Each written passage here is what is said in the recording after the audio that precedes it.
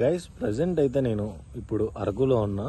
అరకు వచ్చిన తర్వాత అయితే రూమ్స్ తీసుకుందామని మొత్తం రిసార్ట్స్ అన్నీ వెతుకుతున్నా. ఈ అరకులో రిసార్ట్స్ ఎంత కాస్ట్ ఉన్నాయో తెలుసా? ఒక్కొక్కటి 4500 అంటున్నారు, ఒక్కొక్కటి 3000 అంటారు, విత్ ఏసీ అంటున్నారు, వితౌట్ ఏసీ అంటున్నారు. కానీ బడ్జెట్లో అయితే ఏది రావట్లేదు. నేను అరకు నుంచి 1 కిలోమీటర్ అయితే కొంచెం ముందుకు వచ్చా.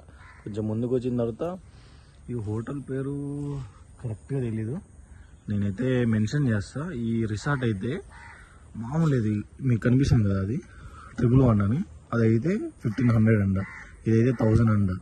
ఇది విల్లా, ఈ విల్లా 2500 అంట. ఇప్పుడు నేనైతే ఇదే తీసుకున్నా 2500, ఇది యువతలు తీసుకున్నా 2500. అసలు ఏకదమ్ ఉంది లొకేషను, చూడండి ఎలా ఉందో.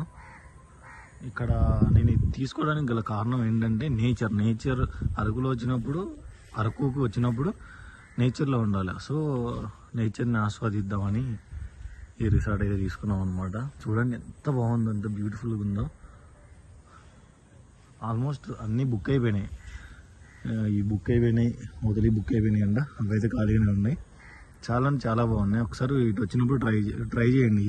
ఈ రిసార్ట్ ముందైతే రైల్వే ట్రాక్ ఉంది అటు సైడ్, చాలా పీస్ఫుల్గా ఉంది.